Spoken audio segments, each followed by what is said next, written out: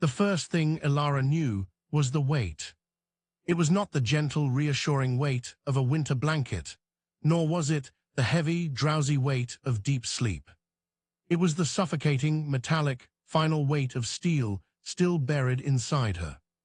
8 distinct points of agony radiating from her back, her side, her shoulder, a constellation of violence mapped onto her flesh, each one a sun of pure, white-hot pain, burning through the fog of oblivion, dragging her back toward consciousness. She tried to escape it, to sink back into the nothing, but the pain was an anchor. It had her. It was pulling her up. Breathe, some animal instinct insisted. Just breathe.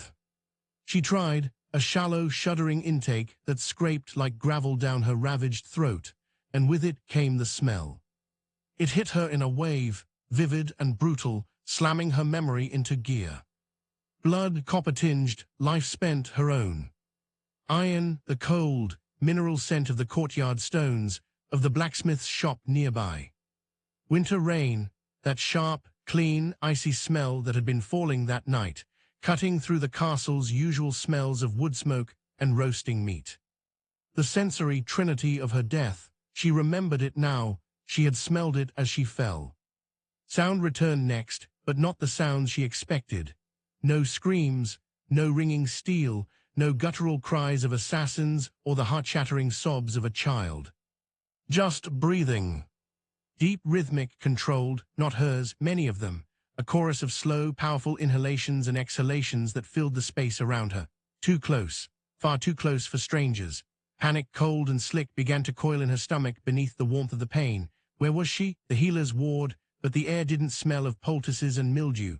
It smelled of smoke, stone, and fur, a subtle, wild scent beneath the civilized ones.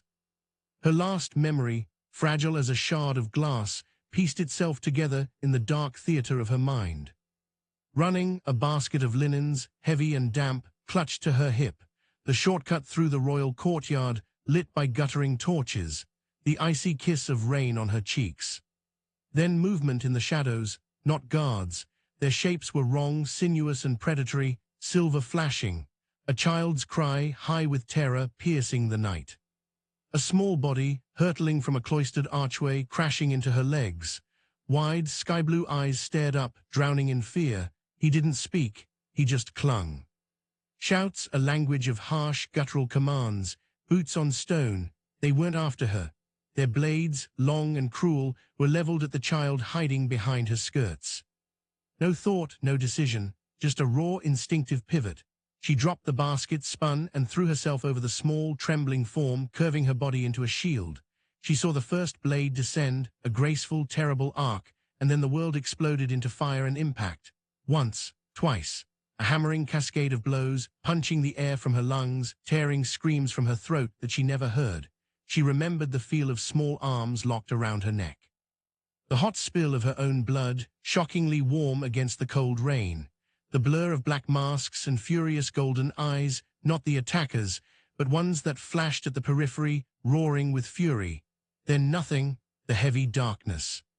The child, God's the child. Her fingers, lying limp on a soft fur coverlet, twitched, a monumental effort, a signal flare from her soul to her broken body. I am here, I am alive, is he. The low breathing around her hitched, just for a fraction of a second, a synchronized pause, as if every one of those drawn breaths was tied to her own. Then silence again, a waiting silence. She forced her eyes open. Light, amber, and dancing assaulted her. She blinked, tears welling from the sting. As her vision cleared, the world resolved into fragments. Stone, not the rough-hewn rock of the servants' quarters or the whitewashed plaster of the infirmary. This was ancient, dark grey stone, carved with intricate, flowing runes that seemed to shift in the firelight. They told stories of wolves running under full moons, of battles against shapeless shadows, of kings crowned not with gold, but with fangs. Fire, a massive hearth dominated the wall opposite her, flames leaping over logs as thick as her thigh. The heat was a physical presence, battling the deep, inherent chill of the stone chamber. Shadows, and in those shadows, moving with a liquid grace that was utterly inhuman, were the sources of the breathing. Men! But they were like no men she had ever seen. They were giants, shoulders broad enough to block the light, muscles coiled like mountain roots beneath simple tunics and leather armor. They stood still, yet seemed to vibrate with restrained power like wolves at the point of the hunt. They filled the large chamber, a wall of silent, watchful might. And every single one of them was on their knees. The sight was so profoundly wrong, so universe-upsetting, that Alara's aching mind refused to process it. Servants knelt, peasants knelt, soldiers knelt before commanders. One did not kneel in the private chambers of a where was she? This was no sick room. It was a den, a throne room in miniature. The furs on the bed were thick and silky black. The blankets were finely woven wool, dyed deep blue. A cup of carved horn sat on a bedside table next to a vial of something that glowed faintly gold. Her gaze, dragged by a force she couldn't resist, went to the center of the room. A man stood before the hearth, his back to the flames, so that he was etched in silhouette of gold and shadow. He was taller than the others, broader, his presence a quiet earthquake in the room. He did not fidget. He did not pace. He was stillness incarnate, a cliff face against a raging sea. And he was looking directly at her. His eyes caught the firelight and threw it back at her, molten gold, not a poetic fancy. The actual, burnished, metallic gold of a predator caught in torchlight. They glowed with an inner heat, pinning her to the bed more effectively than any blade. A soft, wounded sound escaped her, a whimper. At the sound, those golden eyes flared. His voice, when it came, was a low rumble that seemed to originate from the stones themselves. It was rough, scraped raw, holding back a tempest of emotion. She wakes. 2 words, a statement, a proclamation, a prayer. And as if pulled by a single string, the pack of kneeling giants bowed lower. Foreheads touched fists pressed to stone. A silent, profound obeisance that sucked the air from the room. Ilara's heart hammered against her bruised ribs, a frantic, trapped bird. She tried to speak, to demand answers, to ask the only question that mattered. Her throat was a desert of ash and broken glass. All that emerged was a dry, pathetic rasp. The man, the king, it could be no one else, moved. He didn't walk, he flowed. One moment he was 10 feet away, a statue of menace and majesty. The next, he was beside the great bed, his heat displacing the air around her. The fire illuminated him now, and the sight stole what little breath she had. He was perhaps in his late 30s, but his face held an ageless, weathered quality. High cheekbones looked carved from granite, a strong, straight nose, a jaw so sharp it could cut the night. A scar, pale and silvery, ran from his temple down to his cheekbone, a testament to a fight that had come too close. Dark, unruly hair fell across his brow, almost touching those burning eyes. He wore no crown, no robes of state, just dark, practical leathers, scarred from use, and a simple linen shirt.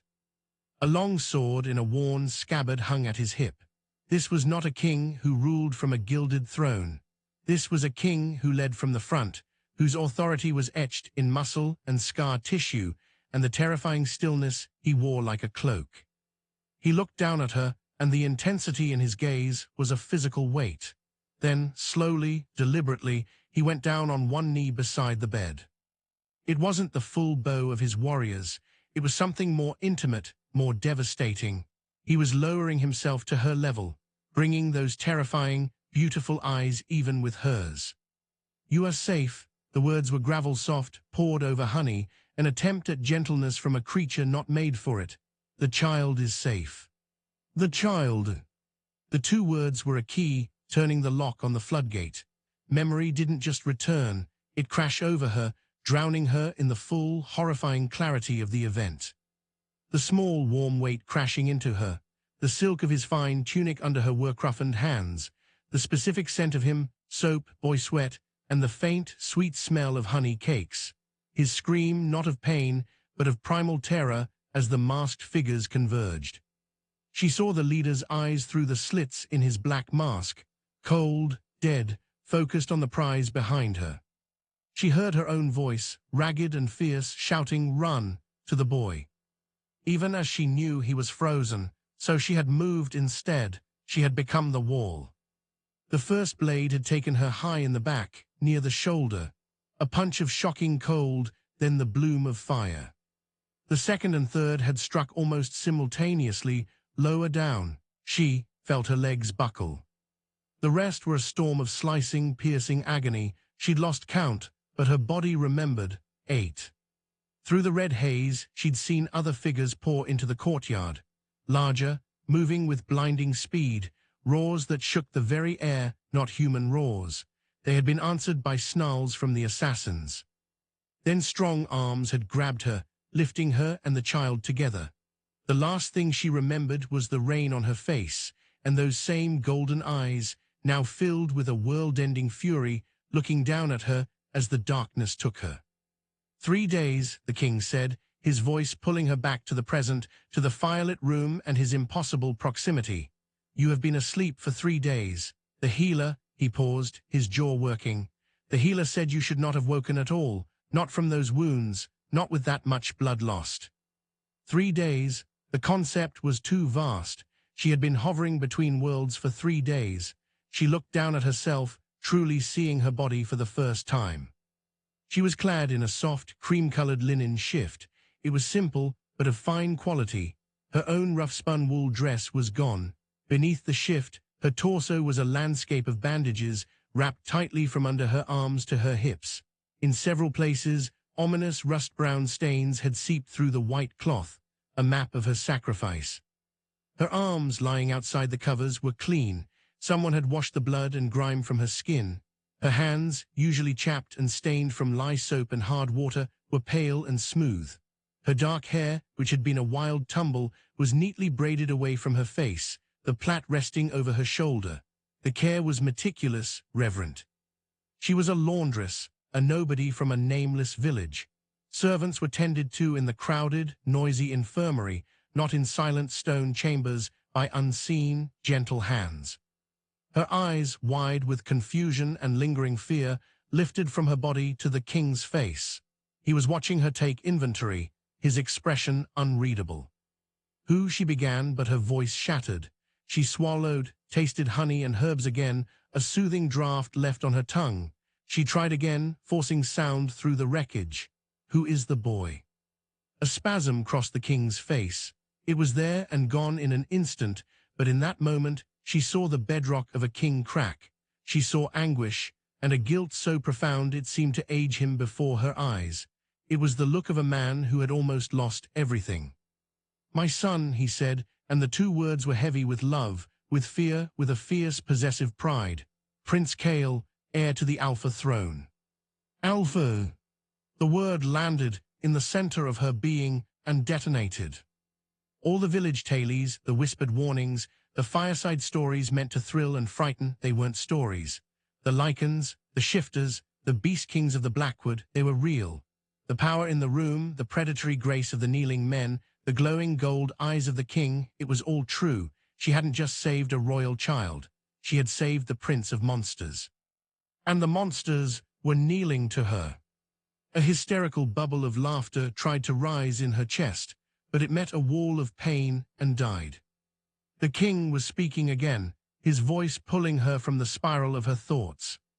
I am in your debt, he said it slowly, as if ensuring each word carried its full colossal weight. A debt no crown can repay. You shielded my blood with your own. You stood where my guards failed. You took the blades meant for my heart. He leaned forward just an inch, but it felt like the closing of a great distance. From this night forward, whatever you desire, riches, lands, title, freedom, it is yours, name it, and it is done. Ilara stared at him. Riches, she had never held a gold coin in her life.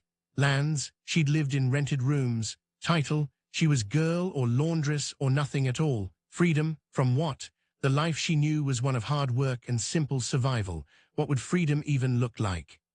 The offer was too vast, too abstract. It belonged to his world, not hers. All she had was the concrete memory of a small, frightened face. I don't want riches, she whispered, the truth simple and stark. I need to know he's truly safe, that he's not hurt, that he's not scared. Something remarkable happened then. The fierce, hard planes of the king's face softened, not into weakness, but into a profound, unbearable tenderness. It was like watching the sun break through a bank of storm clouds, dazzling and unexpected. He is unharmed, a few bruises, His fear, we are helping him with that. He reached out, his movement so cautious it was heartbreaking. His hand, large and calloused, a weapon in its own right, hovered near her cheek. Then, with a touch lighter than a moth's wing, he brushed back a strand of hair that had escaped her braid. The contact was a brand. It sent a shock through her system that had nothing to do with pain and everything to do with a strange, terrifying awareness. "He is safe," the king repeated, his voice a low thrum. "Because of you." The moment was shattered by a voice from the ranks of the kneeling. "My king!" An older warrior had lifted his head. His hair was steel gray at the temples, and a network of scars, old and white, latticed one side of his face, pulling slightly at his eye. His gaze was direct, urgent, but still held deep respect. "The council waits in the Hall of Stone. The assassins, they bore the mark. The Bloodfang clan sigil was branded on their gear. This was no opportunistic strike. It was a declaration of war from the southern packs." The king did not turn. His golden eyes remained locked on Ilara, as if she were the only fixed point in a tilting world. But the air around him changed. It grew colder, sharper. The warmth from the fire seemed to retreat. A low, subaudible growl vibrated in the chamber, coming from him, or from all of them, she couldn't tell. "The council," the king said, his voice now the grinding of continental plates, "can wait. They will wait until she is strong enough, until she understands what her courage has brought her." Ilara's pulse, which had begun to steady, kicked into a frantic gallop once more. "Understands what?" she breathed. "What comes next?" He leaned in closer still. Now his voice was for her alone, a secret in the space between them, warm and dangerous. "The ones who tried to kill my son still breathe, their pack still hunts, and the woman who saved him," his gaze dropped to her bandaged side, and his thumb, with that same impossible gentleness, traced the edge of the stained linen. A possessive, protective gesture. "Now carries their scent in her blood. You are a living testament to their failure. To wolves, failure is a poison, and the scent of the one who embodies it, it is a beacon." The chill that washed over her, this time, was marrow-deep. It had nothing to do with the room's temperature. "They will come for you," he stated, no inflection, just absolute certainty. "Not for revenge, though that is part of it, to erase the insult, to finish the kill that was his, to silence the living proof that they failed to take the heart of the Blackwood Pack." He rose then, unfolding to his full, imposing height. He was a pillar of shadow and resolve, looking down at her where she lay, small and broken in the great bed. But the reverence in his posture did not diminish. If anything, it solidified. "So you will stay here," he declared. It was the voice of the Alpha King, brooking no argument. "Under my protection, within these walls, under my roof, in my sight." He placed one hand on the carved post of the bed, a gesture of claiming, of grounding. "And if the gods are merciful, Ilara of Nowhere," he said her name as if it were a rare and precious thing, tasting the syllables. His golden eyes held hers, and in their depths she saw not just gratitude, but a dawning, terrifying wonder. "You will let me spend the rest of my days trying to deserve what you did for my son." The fire cracked, sending a spiral of sparks up the chimney. The pack remained motionless, a tableau of loyalty and strength. The weight of his words, of his world, of the fate he had just outlined for her, settled onto her shoulders. It was heavier than the 8 blades. It was a destiny. And for the first time in her quiet, invisible life, Ilara felt something more terrifying than steel, more awe-inspiring than a king's gratitude.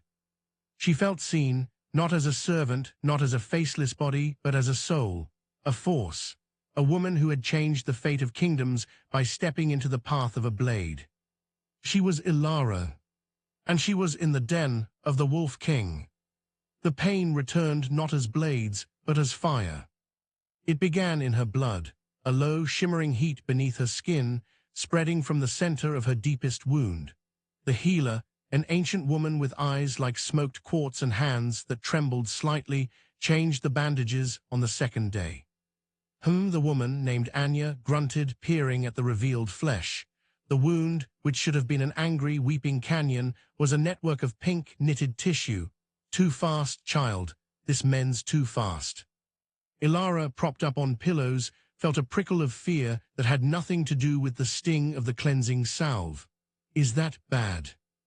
Anya's quartz eyes lifted to hers, probing, unnatural for a human. She leaned closer, her nostrils flaring subtly. She didn't just look, she sniffed. Your blood sings a different song now. It carries the echo of their venom and the king's command to live, a potent mix. That night the fever took her. It wasn't an illness, it was a vision, a sensory overload.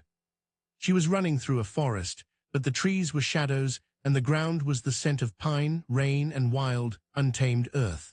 Her body was whole, powerful, singing with a strength she'd never known. She could hear everything, the scratch of a beetle under bark a mile away, the heartbeat of a deer sleeping in a thicket, the rush of a distant river. And she could smell him. Smoke, winter frost, and something profoundly wild, like the heart of the oldest forest. The scent was a pull in her gut, a golden thread drawing her forward.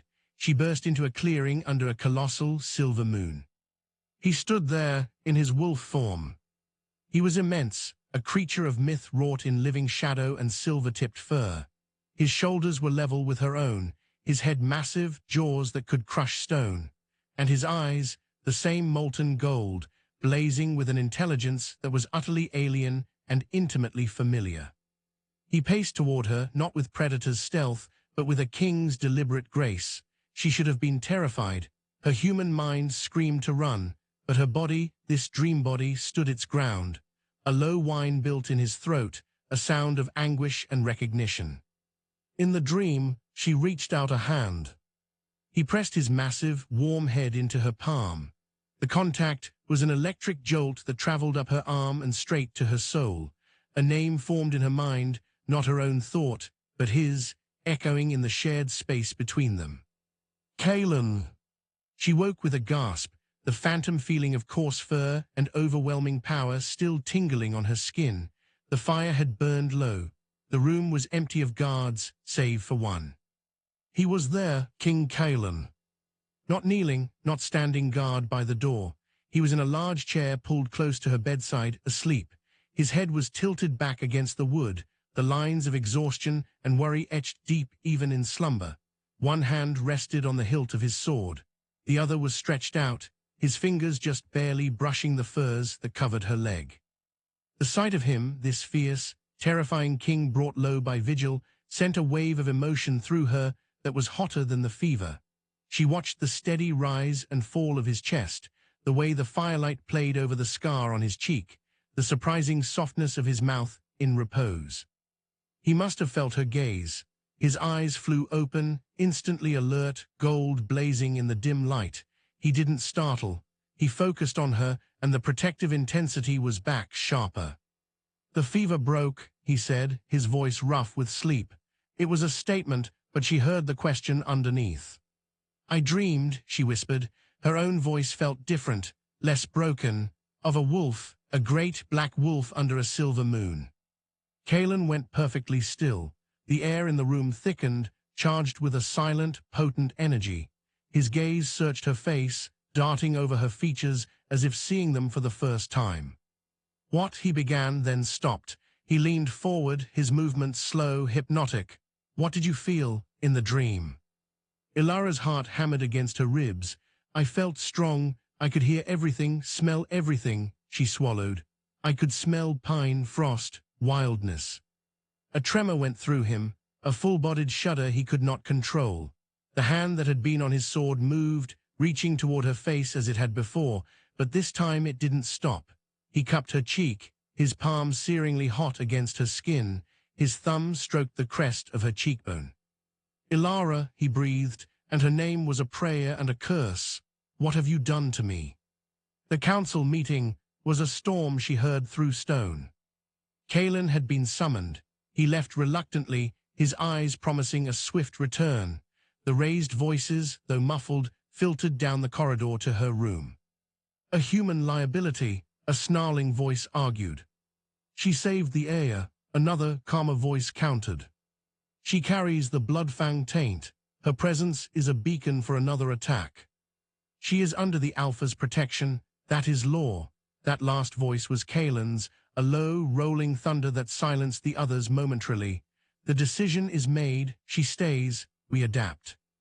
Ilara pulled the furs higher. feeling like an anchor dragging him into political ruin.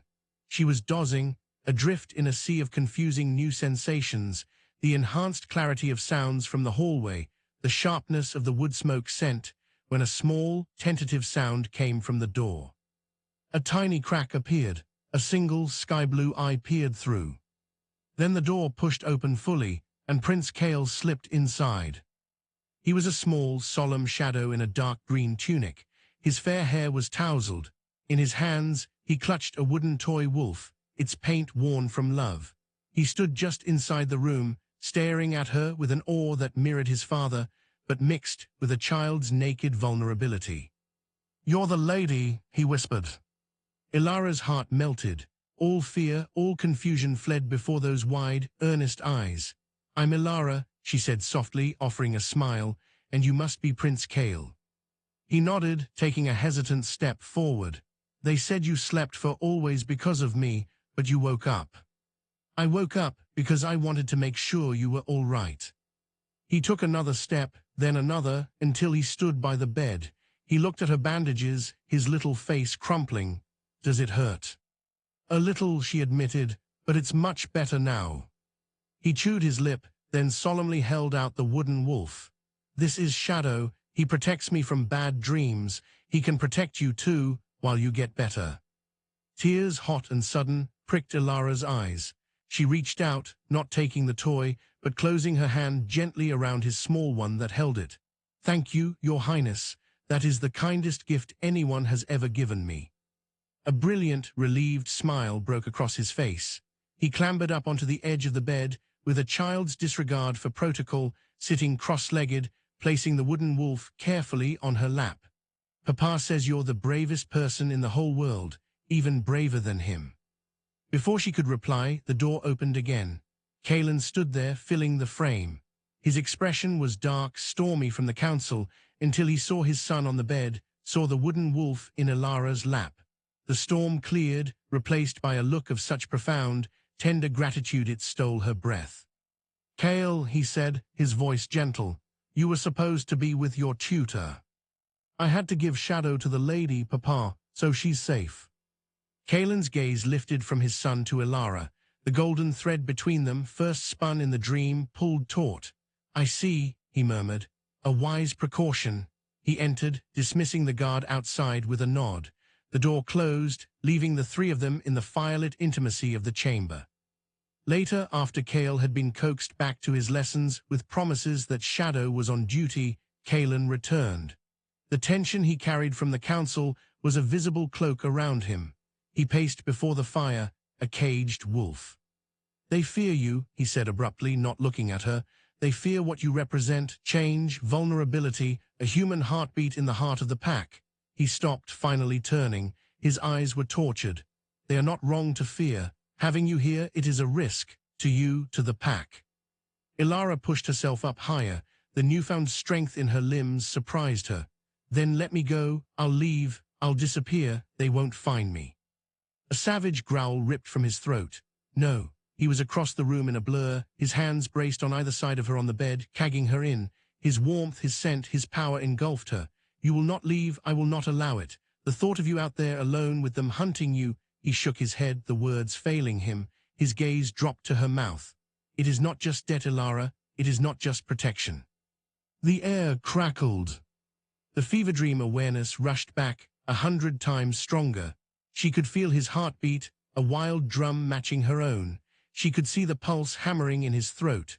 The golden thread wasn't just a pull, it was a live wire connecting her soul to his.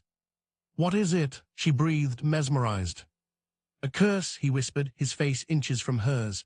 "Or a blessing, the oldest magic of our kind, the fated bond, the mate bond." His voice was raw with conflict. "For centuries, the kings of my line have been bound by a curse. Our wolves are dominant, but our human hearts, they remain locked. We rule, we fight, we breed, but we do not feel, not truly. Not until the bond snaps into place with the one fate chooses. My father never found his. His father before him died searching. I had accepted a frozen throne, a frozen heart."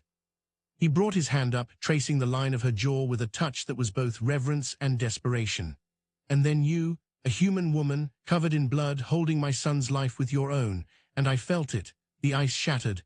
I felt everything, your pain, your terror, your incredible selfless courage. It was a torrent, it was an avalanche, and it is you. Ilara's world spun, mate, fated, a curse breaking. It was impossible. It was fairy tales layered upon fairy tales, but the evidence was in her own rapid healing, in the shared dream, in the magnetic, unbearable pull she felt toward him right now. It was in the way her soul sang at his proximity. I'm just a laundress, she said, the last vestige of her old identity. You are mine, he growled, the wolf surfacing in his eyes, in the faint elongation of his canines. Fate does not care for titles, it cares for soul, and yours calls to mine like nothing ever has. The last thread of her resistance snapped. She didn't know who moved first. Perhaps they both did, drawn by the inevitable force of the bond. One moment they were an inch apart, the next, his mouth was on hers. It was not a gentle kiss. It was a claiming, a conflagration. It was the release of days of pent-up fear, gratitude, awe, and a primal, undeniable need. His lips were fierce, demanding, yet beneath the mastery was a shocking vulnerability, a hunger that went beyond the physical. Ilara met him with equal fire. Her hands came up, tangling in the wild dark hair at the nape of his neck, pulling him closer. A groan, deep and resonant, vibrated from his chest into hers. The taste of him, wilderness and winter and dark spice, invaded her senses, becoming essential. The kiss deepened, turning searing, passionate. His tongue swept into her mouth, and she welcomed it, a jewel of heat and promise. Her body, still healing, sang with a new, different kind of energy. The pain was forgotten, replaced by a liquid heat pooling low in her belly, spreading through her veins like wildfire. He kissed her as a starving man, as a king claiming his queen, as a wolf finding his home. One of his hands slid from her face down her neck, over the linen of her shift, coming to rest possessively on the curve of her waist, just above her bandages. The touch burned through the fabric. She was drowning in him, in the sensation, in the rightness of it. This was where she was meant to be, not in a laundry room, but here, in the storm of him. When they finally broke apart, gasping for air, their foreheads rested together. His breaths were ragged gusts against her lips. Her whole body trembled, not from weakness, but from the seismic shift that had just occurred within her. His golden eyes, now dark with passion and awe, searched hers. "Do you feel it?" he whispered, his voice wrecked. She could only nod, her voice stolen. She felt it. The bond, a silken, unbreakable chain wrapping around her heart and his, locking into place. The empty, frozen chamber she hadn't known existed inside her was now flooded with his light, his strength, his wild, tumultuous essence. "The curse is broken," he murmured, wonder in his tone. He brushed his lips against hers again, a soft, tender contrast to the previous storm, not by a warrior or a witch, but by a laundress with a heart stronger than 8 blades. Outside, the world of politics and danger still raged. The Bloodfang clan still hunted. The council still grumbled. But in that firelit room, a new truth was born, passionate and irrevocable. The Alpha King had found his fated mate, and Ilara of Nowhere had found her destiny, her home, in the arms of the beast. The kiss did not end with the meeting of their lips. It was a beginning, a detonation that sent shockwaves through the very foundations of the ancient stone keep. For Ilara, the world dissolved into sensation, the searing heat of Kaelin's mouth, the rough texture of his calloused palms cradling her face, the solid, unyielding wall of his chest against her bandaged torso. The scent of him, pine and frost, and something profoundly male, filled her lungs, became her new atmosphere. It was more than passion. It was a homecoming for a soul she hadn't known was lost. A missing piece of her own fractured mosaic slid into place with an audible, spiritual click. For Kaelin, it was the shattering of a millennia-old silence. The frozen tundra that had encased his heart for 3 decades cracked, then exploded into a supernova of feeling. He had known duty, rage, the fierce, protective love for his son. But this was a torrential river of connection, a blinding light of possession and devotion so absolute it threatened to unmoor him. Her taste, honeyed herbs, courage, and a faint, tantalizing wildness he couldn't yet name, was a drug he would crave until his last breath. The low, helpless sound she made in the back of her throat, a whimper of surrender and need, sent a jolt of pure, undiluted lust straight through him, a primal echo from his wolf that roared in approval. He pulled back, but only a fraction, their breath mingling in ragged, desperate gasps. His forehead rested against hers, his eyes squeezed shut as he battled the storm inside him. "Ilara," he growled, her name a sacred oath and a carnal promise on his lips. "What you do to me, gods." She could feel the tension thrumming through him, the immense control he was exerting to keep from crushing her to him. Her own hands, still tangled in the silk of his hair, trembled. The pain from her wounds was a distant, irrelevant murmur beneath the symphony of new sensations, the pounding of his heart against her own, the heat radiating from his skin, the intoxicating sense of rightness that drowned all fear. "I feel it," she whispered, her voice husky with wonder. "It's like a cord of light, tying me to you. I can feel your heart, your anger, your fear for me." She opened her eyes, meeting his molten gold gaze. "It doesn't scare me." A shudder racked his powerful frame. "It should," he said, his voice thick, "because my world is a battlefield, and now you stand at the very center of it." His thumb traced her swollen lower lip, his eyes darkening with a fresh wave of desire. "And I have never had so much to lose." He kissed her again, but this time it was slower, deeper, a deliberate exploration that stole the thoughts from her head and the strength from her limbs. It was a kiss that spoke of endless nights to come, of whispered secrets in the dark, of a bond that would outlast mountains. When he finally lifted his head, his expression was a mix of awe and grim determination. "The council," he said, the word a sour intrusion into the sacred space they'd created. "They must be made to understand. This changes everything." "Changes what?" Ilara asked, her fingers trailing down the strong column of his neck, feeling the rapid pulse there. "Your place, your protection. It is no longer just the Alpha's decree. It is the moon's own law." He captured her wandering hand, bringing her palm to his lips for a searing kiss that made her toes curl. "You are my fated mate. To challenge your safety is to challenge the most ancient magic of our kind. It is to challenge me on a level they cannot comprehend." He stood then, reluctantly putting space between them. The absence of his heat was a physical chill. He paced to the hearth, the firelight dancing over the taut lines of his back. "But they will test it. Old prejudices run deep. A human mate, it is unheard of. They will whisper that the bond is false, a trick of gratitude, that you are a weakness to be excised." A spark of defiance, new and fierce, ignited in Ilara's chest. It felt different from the selfless courage that had made her shield cale.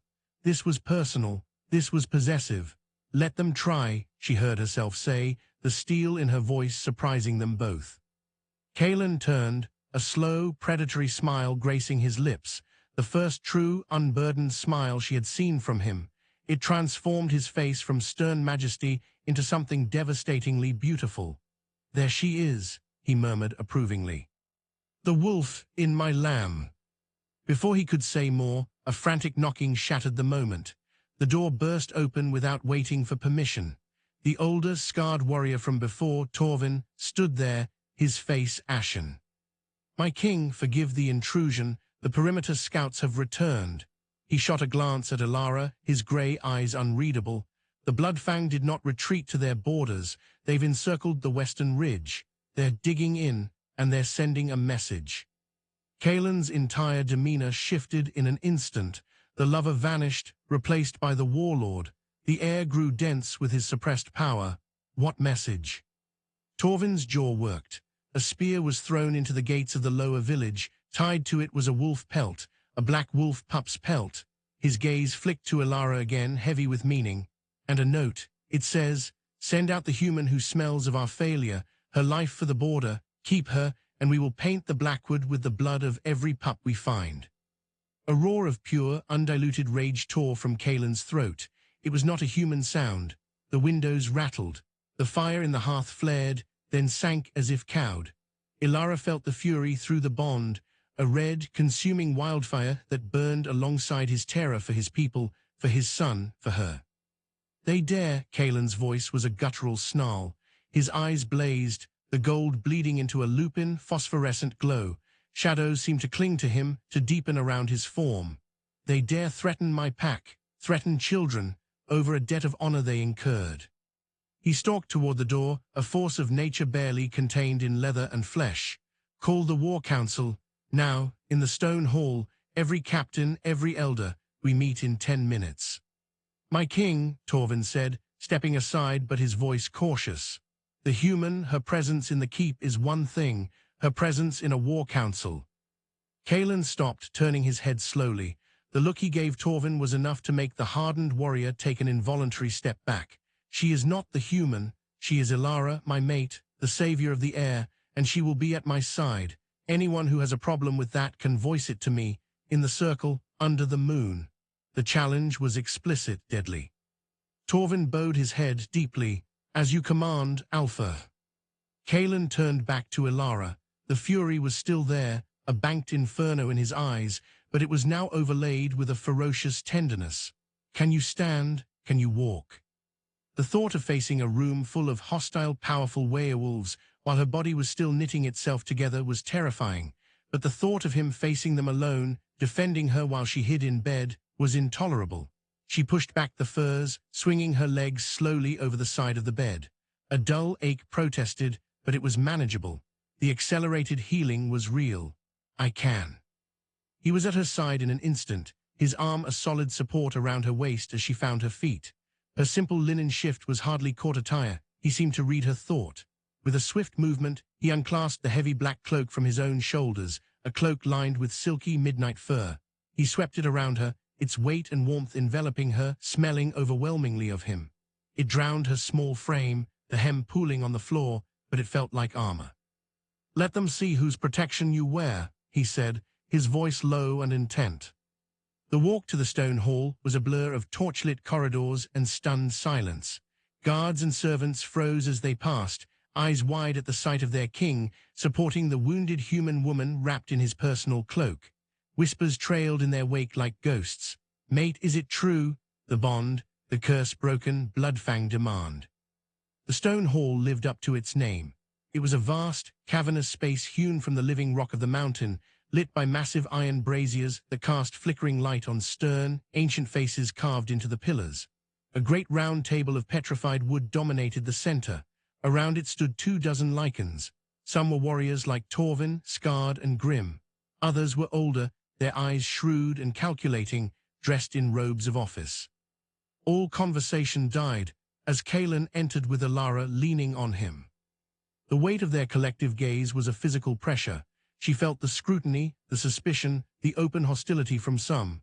She felt Kaelan's arm tighten around her, a silent promise. He led her not to a side chair, but to the massive, carved seat at the head of the table, the Alpha's seat. He did not sit. He stood behind it, placing his hands on its back, and gently guided Ilara to sit in it. A collective, sharp intake of breath echoed in the hall. A young, fiery-eyed warrior with copper hair slammed a fist on the table. My king, that seat is mine to grant, Kaelan finished, his voice cutting through the protest like a whip, and I grant its support to my mate while she recovers from wounds taken in defense of this pack. Does anyone wish to question my judgment on this? Now, his eyes swept the room, a silent challenge. The copper-haired warrior scowled but dropped his gaze.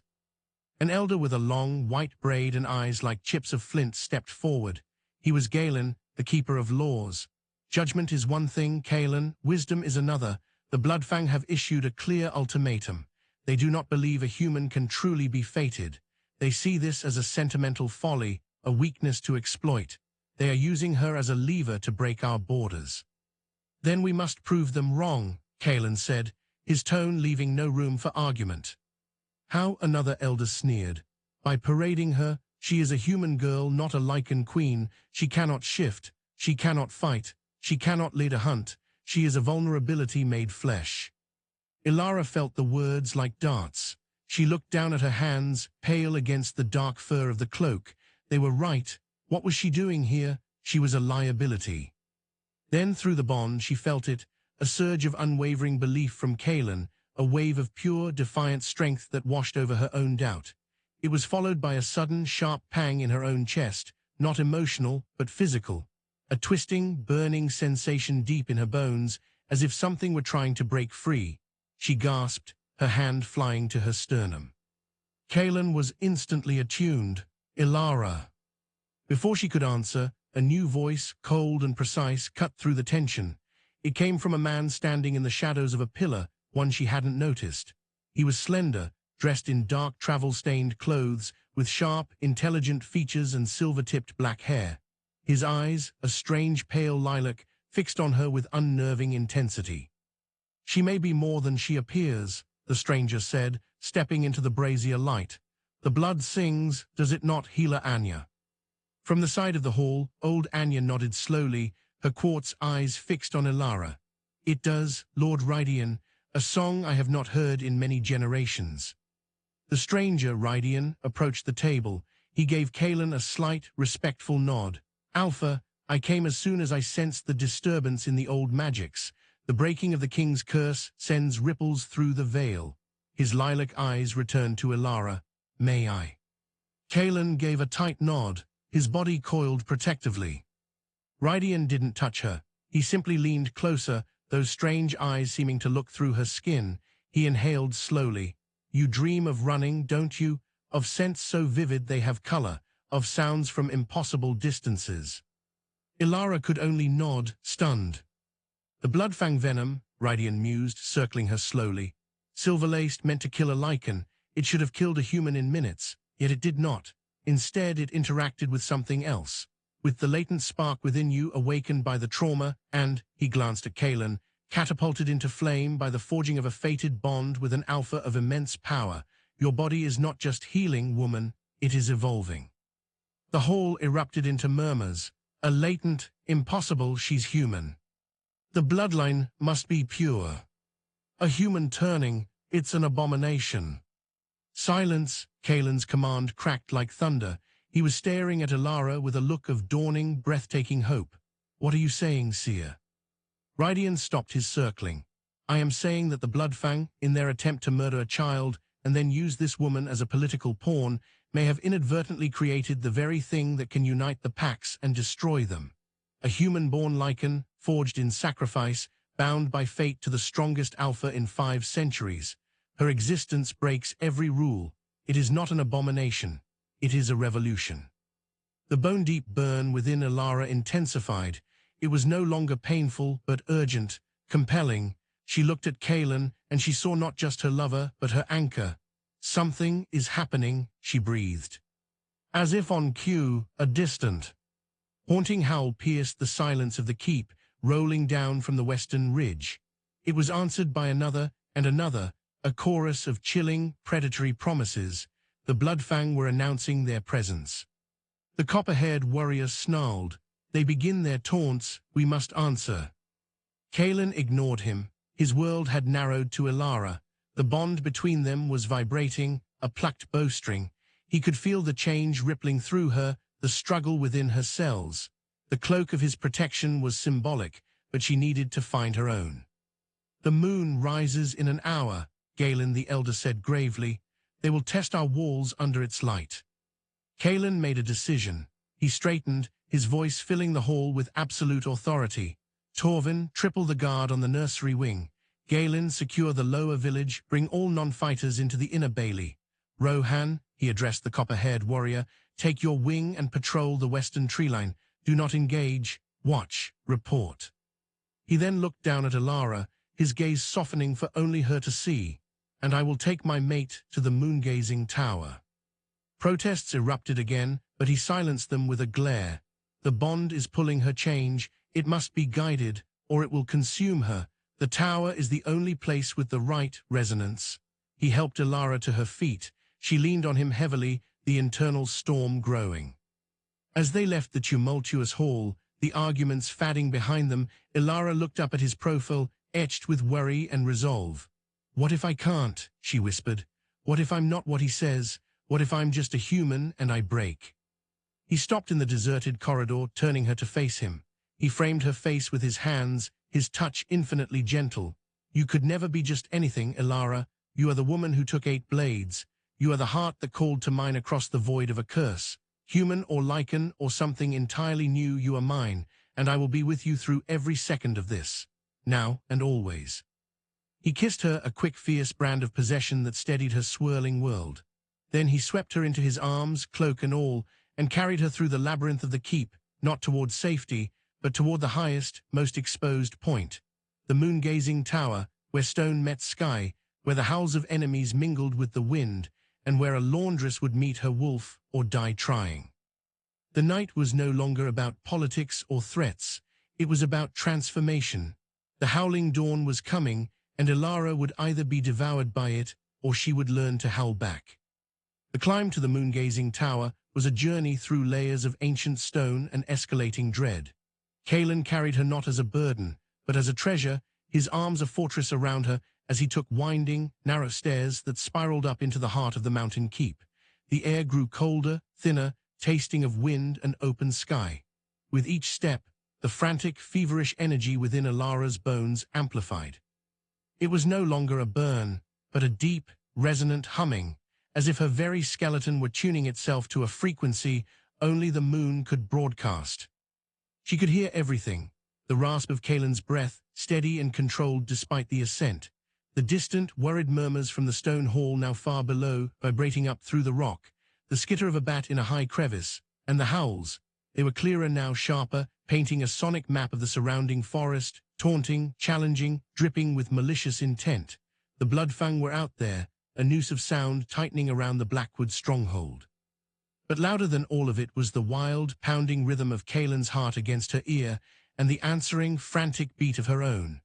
The bond between them was a live conduit, thrumming with his protective fury, his focused will, and beneath it all, a current of awe and primal anticipation. He was not afraid of what she might become. He was yearning for it.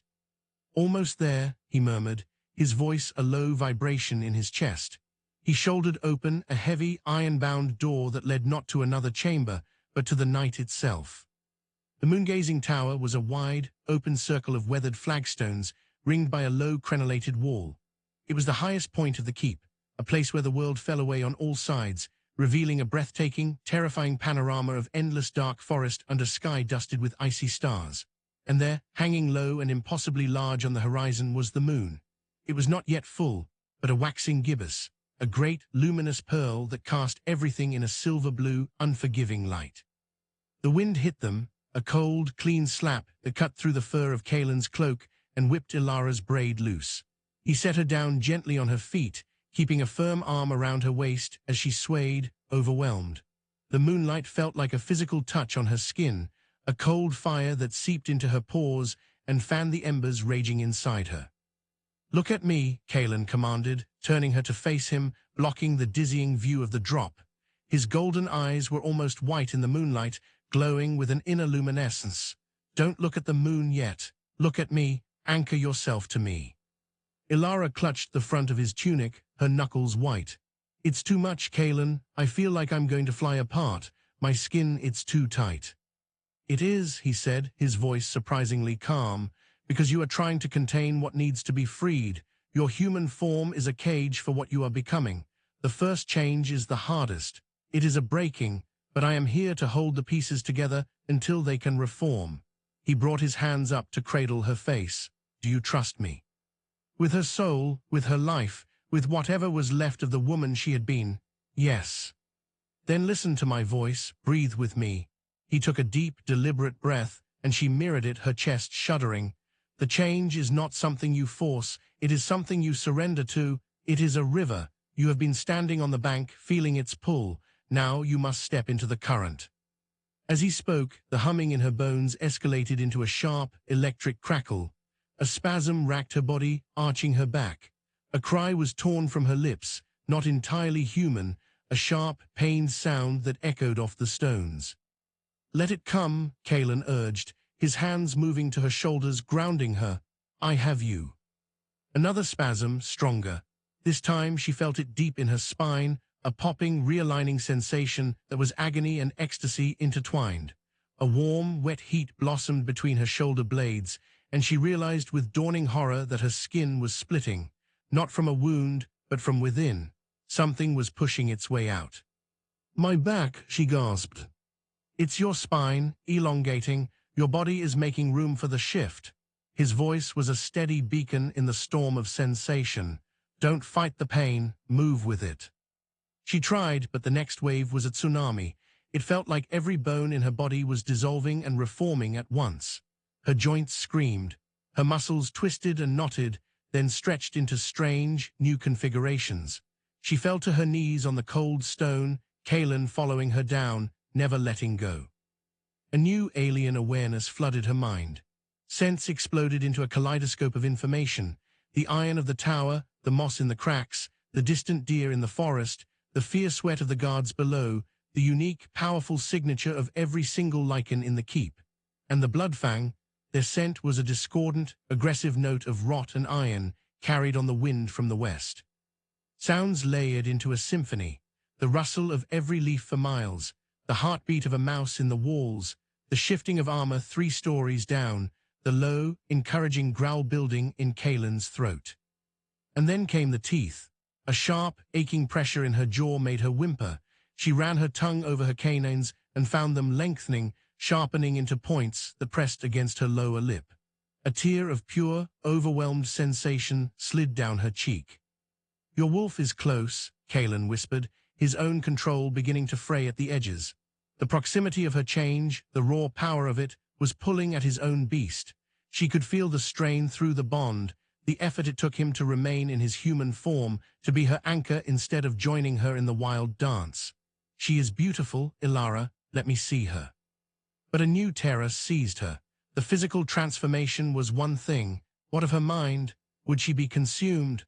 Would the woman who loved this man, who cherished a little boy's wooden wolf, be erased by a feral beast? As if sensing this final, core fear, Kaelin did something then that shattered the last of her resistance. He leaned forward, amidst her trembling and pain, and pressed his lips to hers. It was a kiss not of passion, but of profound communion. Through the bond, he didn't just send reassurance. He poured his own essence into her, memories of his first change, the confusion giving way to glorious, boundless power, the unwavering core of self that remained, the human mind learning to ride the wolf's instincts like a rider on a powerful steed. "You are not being erased," his thoughts whispered into hers, a miracle of the mate bond. "You are being expanded. The woman is the heart, the wolf is the strength. Together you are whole, together you are mine." The kiss broke, and with it, the last dam holding back the flood. A final seismic crack reverberated through her entire being. The world blurred, reformed in shades of silver, gray, and vivid, glowing heat signatures. The pain vanished, replaced by a surge of pure, unadulterated power. Her body was no longer a cage of fragile flesh and aching bone. It was a weapon, a poem of coiled muscle and tensile strength. She fell forward onto her hands, but they were not hands. They were large, black-furred paws tipped with claws that scraped grooves into the ancient stone. A thick, luxurious pelt of midnight black, shot through with subtle silver strands that glimmered in the moonlight, now covered her. Her senses were no longer overwhelming. They were crystal clear, a perfect, detailed map of the world. She shook her massive head, a gesture that felt instinctively right, and a low, experimental rumble sounded in her chest. She had done it. She was a lichen. She turned her head, her new, golden amber eyes, a shade lighter than Kaelin, but just as intelligent, seeking him. He was still on his knees, staring at her with an expression of such raw, worshipful pride that it stole the wolf's breath from her lungs. A single tear traced a path through the dust on his cheek. "Gods above and below," he breathed, his voice thick with emotion. "Look at you." He reached out a trembling hand, not in fear, but in reverence. She nudged her great, furred head into his palm, the gesture familiar, echoing her dream. A deep, contented purr vibrated through her, a sound of absolute belonging. But the moment of peace was shattered. From the western ridge, a new chorus of howls erupted, closer now, laced with a mocking, challenging edge. They had sensed it. The entire pack in the keep had sensed it. The strange, powerful surge of a new wolf coming into its power, a wolf whose scent was an impossible blend of human innocence and ancient, deep-buried magic. Kaelin's face hardened. The lover vanished, the father vanished, leaving only the alpha. He rose to his feet, his eyes never leaving hers. "They know," he said, his voice now the cold steel of command. "And they will see, they will all see." He took a step back, and then another. "Stay with me," he said, and then he began his own change. Where hers had been a struggle, a breaking and reforming, his was a swift, terrifying and majestic flow of power. It was like watching a mountain decide to move. There was no cry of pain, only the sharp, violent sound of fabric tearing as his body expanded, reshaped, and fur erupted like a shadow given form. In moments where the man had stood was the great black wolf of her dreams, even more immense and powerful in reality. His golden eyes blazed like captive suns. He was power incarnate, the very spirit of the Blackwood given teeth and claw. He threw back his massive head and unleashed a howl. It was not a sound of challenge, but of proclamation. It rolled out from the tower, across the forest, a wave of pure, sovereign authority that shook the stones beneath their paws. It spoke of borders, of strength, of an unbreakable will. And woven into its foundational notes was a new thread, a thread of completion, of a bond sealed, of a king made whole. From within the keep, answering howls erupted, not in challenge but in response. Dozens of voices, deep and high, young and old, rose in a complex, harmonious chorus. It was a song of pack, of loyalty, and now of stunned acceptance. The new scent on the wind, the power radiating from the tower, the alpha's confirming cry, it was undeniable. The human had become pack. The mate was a lichen. Kalen, the great black wolf, turned to Elara. He nudged her shoulder with his muzzle, a gesture that said, "Come, see, understand." She followed him to the low wall of the tower. Side by side, two massive black wolves, one slightly smaller, her fur touched with silver, they looked out over their domain. Below in the inner bailey, torches moved. The entire pack seemed to be pouring out of doorways, faces turned upward, lit by moonlight and flame. She saw Torvin, his scarred face tilted up, his expression one of shock that slowly melted into grim respect. She saw old Anya the healer, nodding as if a prediction had been confirmed. She saw the fiery-haired warrior Rohan, who had protested her presence, staring with his mouth slightly agape before he slowly, deliberately, placed a fist over his heart in a warrior's salute. And on the western ridge, the Bloodfang howls had ceased. The silence from that direction was more telling than any taunt. It was the silence of recalculations, of a plan in ruins. They had come to threaten a human weakness. They now faced a united pack with a new, unknown variable, a fated pair, the curse broken, and a she-wolf born not of pure lineage, but of sacrifice and moon magic. Kalen turned his head, his golden eyes meeting her amber ones. Through the bond, now clearer and stronger than ever, a silken, permanent connection of thought and feeling, his voice flowed into her mind, rich with pride and fierce love. "Welcome to the pack, my mate. Welcome to the hunt." He tipped his head back and howled again, and this time, Elara joined him. Her first howl was hesitant at first, a rough, unpracticed sound, but it gained strength, rising from the depths of her new wolf's heart, carrying with it the courage of the laundress, the love for a child, the passion for her king, and the fierce, protective fury of a she-wolf for her home. Their two voices braided together in the moonlit air, a perfect, powerful duet that declared to the forest, to their enemies, and to themselves. The Blackwood had a new alpha female, and the howling dawn had arrived. The silence that followed their joined howl was profound. It was not the empty quiet of before, but a held breath, a world waiting. The wind stilled. The distant rustle of the forest seemed to hush. Even the torches in the bailey below flickered as if in reverence.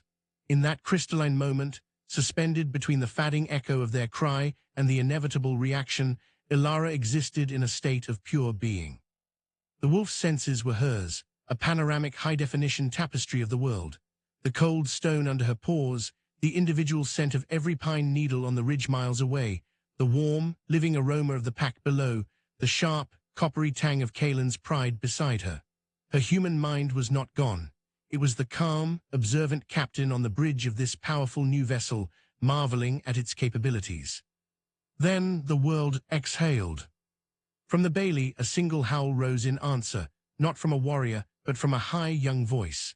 It was unsteady, full of wonder and utterly pure. Kale, the little prince, somewhere safe below, had heard his father and the new, familiar yet different voice of the lady who saved him, and his wolf-pup soul answered with instinctive joy. That lone, childish howl was the trigger. The pack's response erupted, not in a disciplined chorus, but in a joyous, chaotic eruption of sound. Howls, barks, and enthusiastic yips shattered the night. It was not the formal, respectful answer to an alpha's command. It was the raucous, welcoming cry for a packmate returned, for a new member accepted. Ilara felt the wave of sentiment through the bond, Kalen's fierce satisfaction, a warmth that bloomed in her own chest. He had forced her place through law and will, but this was the pack's choice. They were howling for her.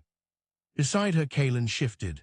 The flow of muscle and magic was seamless, a ripple of shadow that resolved back into the form of the man. He stood naked and unself-conscious in the moonlight, his body a sculpture of pale scar and powerful muscle, seemingly carved from the same stone as the tower. He was utterly magnificent, and the wolf in her gazed at him with a deep, possessive appreciation that made her human core flush. He walked to a small, iron chest nestled against the wall, withdrawing two simple, dark robes. He donned one and approached her, holding out the other. "Come back to me, my heart," he said, his voice a gravelly caress. "There are words that must be spoken in a human tongue." The idea of shifting back was daunting.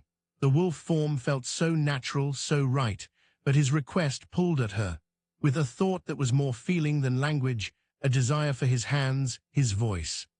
His human form against hers, she willed the change. It was easier this time, a flowing contraction rather than a violent break. The world resolved back into color, her senses dialing down from overwhelming to merely exquisite. She stood on 2 feet, the cold night air raising goosebumps on her bare skin before he swiftly wrapped the robe around her, pulling her close. The fur of his cloak was gone, but his scent on the robe was the same, and his arms around her were her true sanctuary. "They accept you," he murmured into her hair. "They're howling for a wolf," she said, her own voice strange to her ears, laced with a new, husky depth. "You are a wolf," he stated, pulling back to look at her. His eyes traced her face with wonder.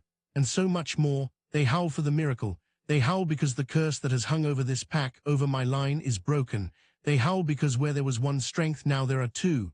He kissed her forehead, a gesture of tender possession. "Now we must go down. A pack given a gift must be allowed to see it, to scent it, to understand it." The walk back down through the keep was a triumphal procession of a different kind. Ilara walked on her own, a new fluid strength in her stride, the lingering aches of her wounds completely gone. Kalen walked at her side, his hand resting at the small of her back. They did not take the secluded corridors. They descended the main stairway into the heart of the great hall. It was packed. Every member of the Blackwood pack who was not on patrol seemed to be there, from the eldest graybeards to the smallest children peeking from behind their mothers' skirts. The air was thick with the scent of pine, fir, smoke, and a buzzing, electric curiosity. As they entered, a hush fell, so complete Ilara could hear the crackle of the central fire and the rustle of her own robe. Torvin stepped forward from the crowd, his gray eyes assessing Ilara anew. He didn't bow to her, but he gave a deep, respectful nod, the acknowledgement of a warrior to another potential power. The Alpha returns, and brings with him a new dawn. He turned his gaze to the pack. The scent does not lie, the bond song is clear, the moon has spoken. The elder Galen, his flinty eyes less hostile but still cautious, came forward. A first change on the moon-gazing tower, guided by the Alpha, answered by the pack. The signs are undeniable, but signs are one thing, nature is another. She is unmated in the way of our kind. A low murmur went through the crowd. Ilara understood. The bond she and Kalen felt was soul-deep, but for Lycans, there was a final, physical, public ritual to cement a mating. Kalen's hand pressed more firmly against her back. "The moon rite will be observed," he announced, his voice ringing in the hall. "At the next full moon, she will run the gauntlet, I will give the chase, and the pack will witness the claiming." A ripple of excitement, dark and primal, went through the assembled Lycans. The moon rite. Ilara had heard whispers of it, a dangerous, ancient ceremony where the intended mate must run through a chosen stretch of forest, hunted by their chosen and any other suitor who wished to challenge. It was a test of the mate's strength, cunning, and worth, and of the Alpha's power to defend his claim. Galen seemed satisfied. It was tradition.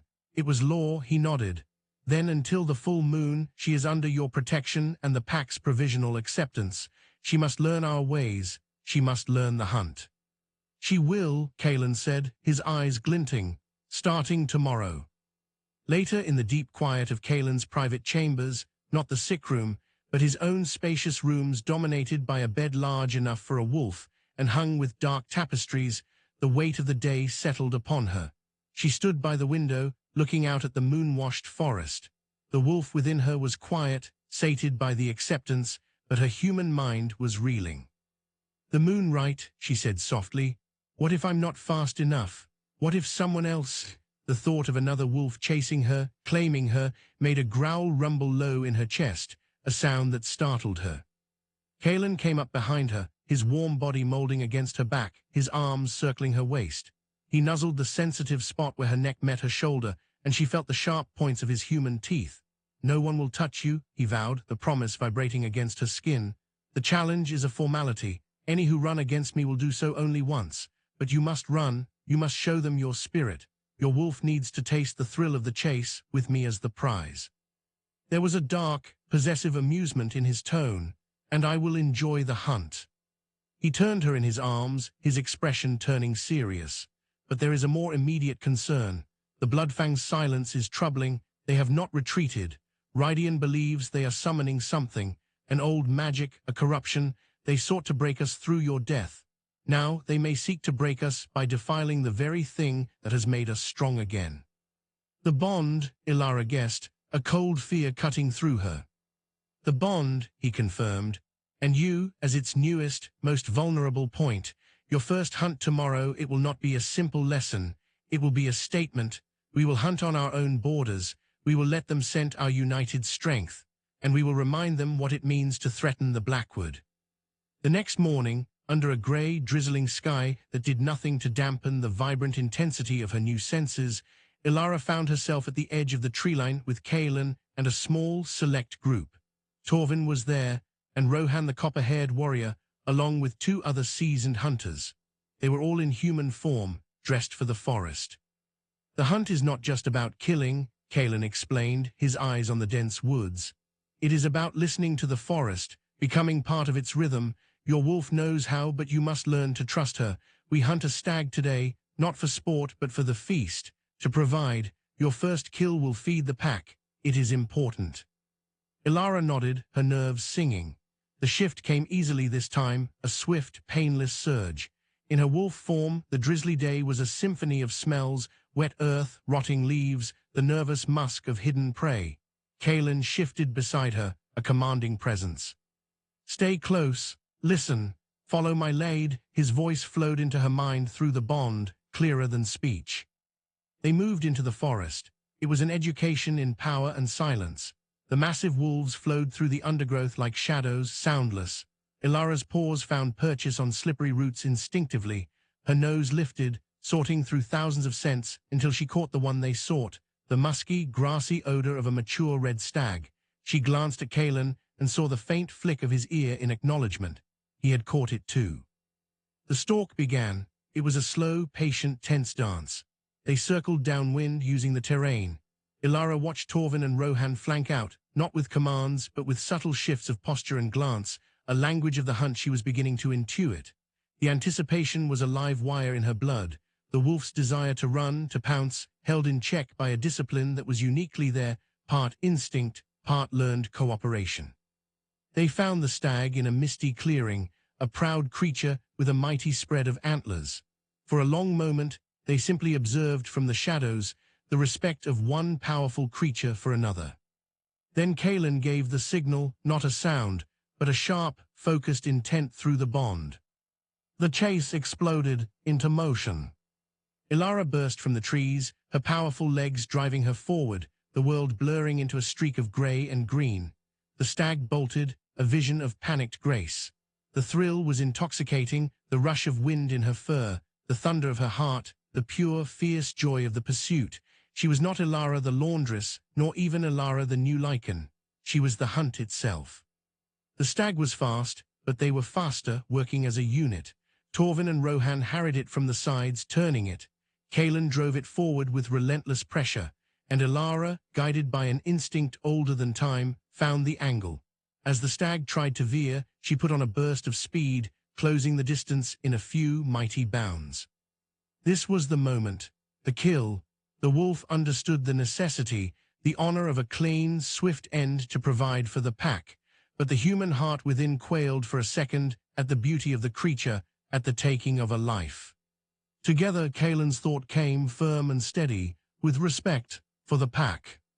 The affirmation steadied her. As the stag stumbled, she leaped, not with blind fury, but with precise, devastating grace. Her body collided with its flank, her jaws finding the vital point at the base of its neck. It was over in an instant. The stag sank to the moss without a sound, its life given. Ilara stood over the kill, panting, the metallic scent of blood rich in her nose.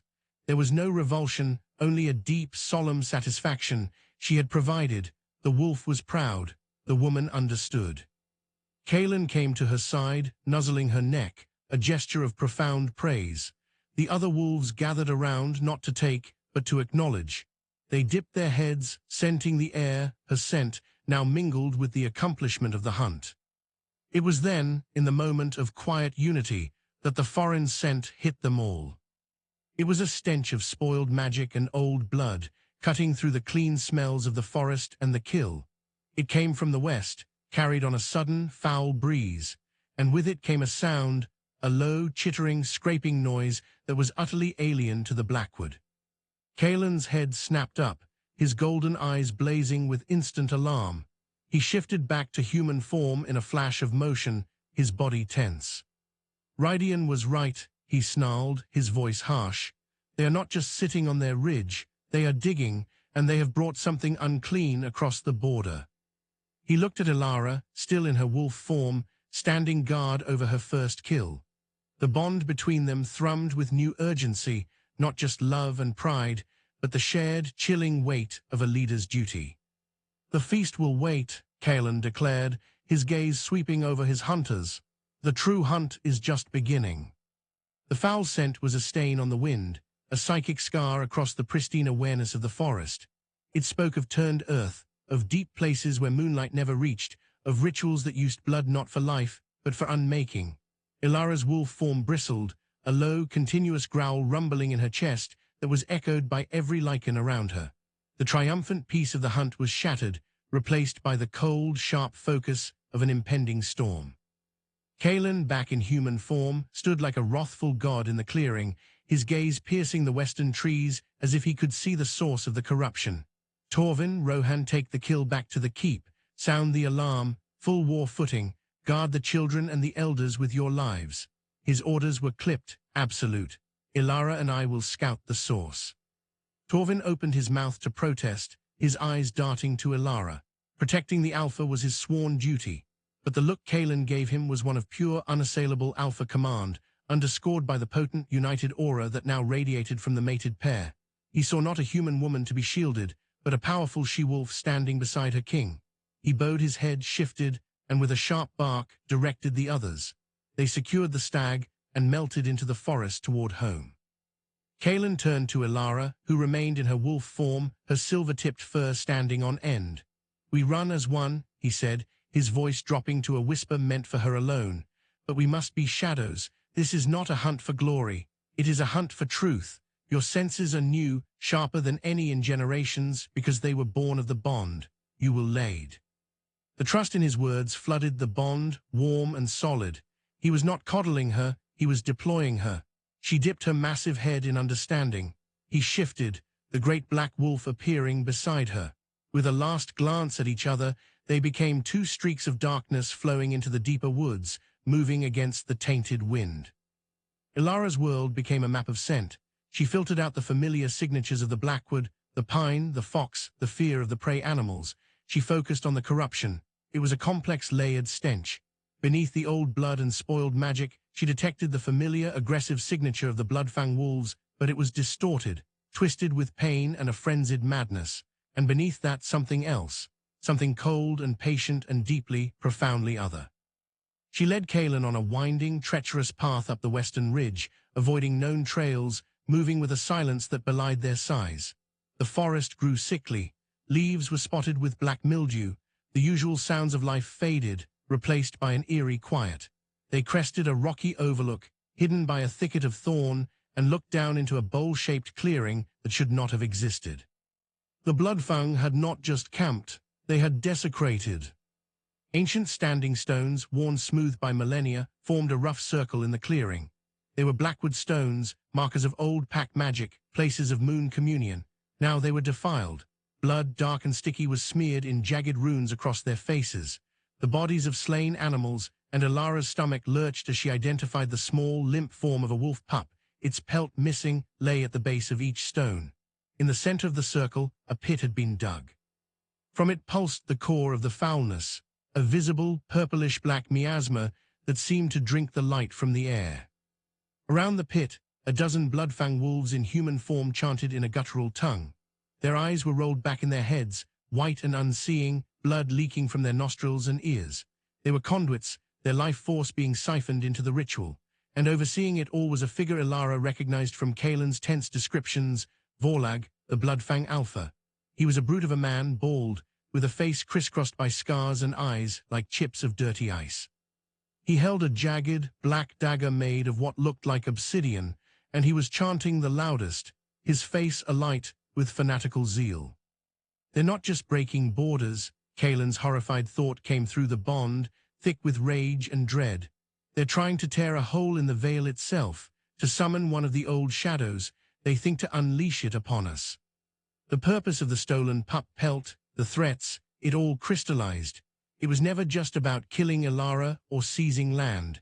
It was about a perverted sacrifice to fuel a cataclysm. The Bloodfang, in their ruthless ambition, were willing to unmake the very world to rule its ashes. We have to stop them, Ilara thought back, the conviction ironclad.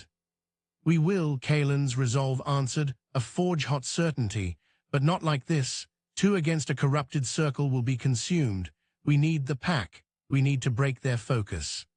He nudged her with his muzzle, directing her attention to the tree line on the far side of the clearing. A rough cage made of branches held 3 terrified, shivering Blackwood scouts, their clothes torn, clearly captured. One was badly wounded. They were the next sacrifice. A plan formed between them in the silent, rapid exchange of the bond. It was desperate. It was dangerous. It was theirs.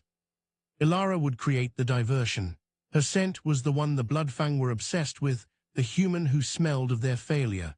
Now she was a lichen, her scent changed, but its core essence, the one that had taken their blades, would still be a potent trigger.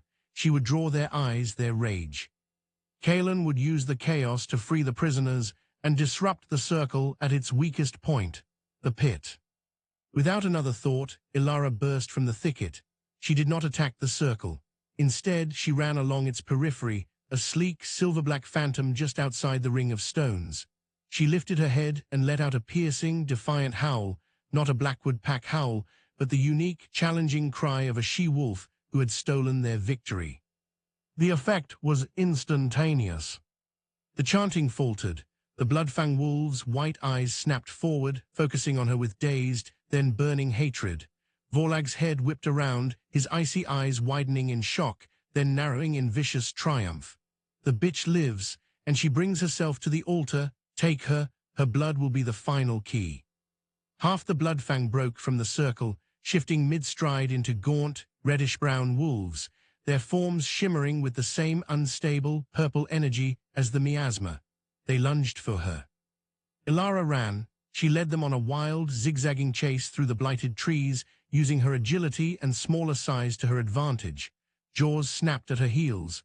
Claws tore furrows in the earth behind her. Fear was a cold stone in her belly, but it was honed into a sharp, clear purpose. Every second they chased her was a second they weren't feeding the pit. Back at the circle, chaos had turned to opportunity. With half their number gone, the ritual's energy wavered. The miasma flickered. Kaelin moved. A black bolt of fury, he shot from the shadows, not toward Vorlag, but toward the makeshift cage. His powerful jaws shattered the wood. A sharp bark commanded the dazed scouts, "Run." 2 scrambled away into the forest. The wounded one stumbled. Kaelin shifted to human form for a crucial second, hauling the man onto his shoulders with a grunt of effort before shifting back. The man clinging desperately to his fur. He turned to charge back into the trees. No, Vorlag screamed, enraged. He abandoned his position by the pit, the obsidian dagger held high, and leaped for Kalen. The distraction was complete. The circle was broken. But Ilara's gambit had reached its limit. She was fast, but she was new, and the corrupted Bloodfang were driven by a maddened strength. One caught her flank with its claws, a searing pain that burned with unnatural cold. She stumbled, rolling, and found herself surrounded by snapping, slavering jaws, driven back toward the very edge of the stone circle. Kalen, seeing her peril, dropped the wounded scout safely at the tree line and turned. A roar of pure, unadulterated fury erupted from him, a sound that shook the stones. He charged back into the clearing, a one-wolf army aimed at the heart of the pack, surrounding his mate. It was what Vorlag wanted. The Bloodfang Alpha grinned, a horrifying rictus. He raised the dagger and plunged it not into an enemy, but into the earth at the edge of the pit. Now, feast on the heart of the Blackwood. The purplish-black miasma surged. It coalesced into tendrils of shadow that shot from the pit, not toward Kalen, but toward the defiled standing stones. The blood runes glowed with an evil light. The ground between the stones softened, bubbled, and then something began to pull itself free from the earth. It was formless, a shifting mass of darkness and screaming, ghostly faces, the trapped spirits of the sacrifices, twisted into a weapon. The old shadow was not fully summoned, but its harbinger, a fragment of its hunger, was now loose in the clearing. It moved toward Kalen, who was now trapped between the physical threat of Vorlag's wolves and the advancing, soul-chilling horror of the shadow. Ilara saw it all through a haze of pain and panic. The bond screamed with Kalen's defiance, his strategic mind calculating odds that were swiftly turning to zero. He would fight. He would die glorious, but he would die. No! The word was not thought. It was a law she issued to the universe from the deepest core of her being, from the place where the laundress's courage and the she-wolf's power had fused into something new. The pain in her flank, the fear, the exhaustion, it all burned away in the white-hot furnace of that single, absolute refusal. She did not just howl, she sang. A sound erupted from her that was unlike any lichened sound ever heard. It was her human heart's love, given voice by the wolf's primal power. It was the shield song, the same invisible force that had made her body a barrier for a child, now amplified 1,000-fold by the fated bond and the moon's magic in her blood. It was not an attack, it was a claim. The sound wave, visible as a ripple of shimmering, silver air, burst from her. It passed through the corrupted Bloodfang wolves around her, not harming them, but cleansing. The purple energy flickered and died in their fur. Their eyes cleared for a moment, filled with confusion and terror before they fled, whimpering, into the woods. The wave hit the advancing shadow. The screaming faces within it stilled. The darkness recoiled, repelled by the pure, defiant light of her song. It writhed, weakening. Vorlag stared, his fanaticism turning to disbelief. What abomination is this? Kalen, seeing the opening, moved. While the shadow was distracted, he tore through the remaining Bloodfang guards and leaped for Vorlag. The two alphas collided in a crash of muscle and bone, shifting mid-fight, a whirlwind of black and red fur, teeth, and fury. But the shadow was not defeated. Enraged, it changed target. It streamed toward the source of the painful light, toward Ilara, who was spent, the last notes of her song fading, standing vulnerable at the edge of the stones. She was too weak to run. She closed her eyes, pouring the last of her strength into the bond, a final pulse of love for Kalen, for Kale, for the pack she had just begun to know. The killing blow never came. A great black form intercepted it. Kalen, abandoning his fight with Vorlag, placed himself between her and the shadow. He wrapped his massive body around hers, his back to the darkness. The shadow enveloped him. She heard his agonized, silent scream through the bond, felt the terrifying cold as it tried to leech his life, his spirit. Kalen, the scream was ripped from her human throat, though she was in wolf form. Her cry, his pain, the imminent loss, it triggered the final cataclysmic evolution of their bond. The silken thread between them didn't just glow, it ignited. A pillar of pure gold and silver light erupted from the two of them, entwined together on the ground. It shot into the sky, piercing the miasma, touching the hidden moon above the clouds. The light was the antithesis of the shadow. Where the shadow consumed, the light gave. Where the shadow corrupted, the light purified. It was the tangible manifestation of the broken curse, of a love chosen and fated, of a king's devotion and a queen's sacrifice. The shadow shattered with a sound like breaking glass. The tendrils of corruption dissolved. The blood runes on the stones cracked and turned to dust. The pit collapsed in on itself with a final, weary sigh. The light faded, leaving the clearing silent, scarred, but clean. Kalen lay still in his wolf form over her. With a trembling effort, he shifted back to human, collapsing beside her, his skin pale, his body shuddering with aftershocks, but alive. The shadow had taken its toll, but it had not taken him. Her shield song and their bonded light had saved him. Ilara shifted back, ignoring her own wounds, pulling his head into her lap. His golden eyes opened, dim but focused on her face. He lifted a shaking hand to touch her cheek. "My heart," he rasped. "My shield, my queen."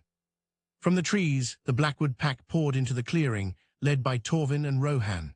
They saw the scorched earth, the broken stones, their wounded alpha, and the she-wolf who cradled him. They saw the bodies of the fallen Bloodfang and Vorlag's broken form lying near the collapsed pit. They saw the truth of what had happened written in the sacred, cleansed air. No one spoke. As one, the entire pack, warriors, elders, hunters, went to their knees, not just to their alpha but to her. The submission was total, final. The moon rite set for the full moon was rendered obsolete. She had run her gauntlet tonight, through claws and shadow. She had been claimed and had claimed in turn, in the oldest way possible, through shared blood, shared terror, and salvation forged in inseparable light. Weeks later, under the full moon she was supposed to have run under, Ilara stood not in a forest, but on the dais of the stone hall. She wore not a simple robe, but a gown of deep grey velvet, the color of her wolf's fur, edged with silver. At her throat rested the alpha female's torque, a band of black iron set with a single luminous moonstone, twin to the one on Kalen's crown. Before the entire assembled pack, under the watchful eyes of the elders, Torvin, Anya, and a beaming Prince Kale clutching his wooden wolf, Kalen finished the ancient vows. His voice, strong once more, filled the hall. "And by the blood of our enemies, by the light of our bond, and by the will of the pack, I declare her not just my mate, but my equal, my partner on the throne, the heart of my strength. Ilara of the Blackwood, will you lead with me? Will you hunt with me? Will you howl beside me until the last moon falls from the sky?"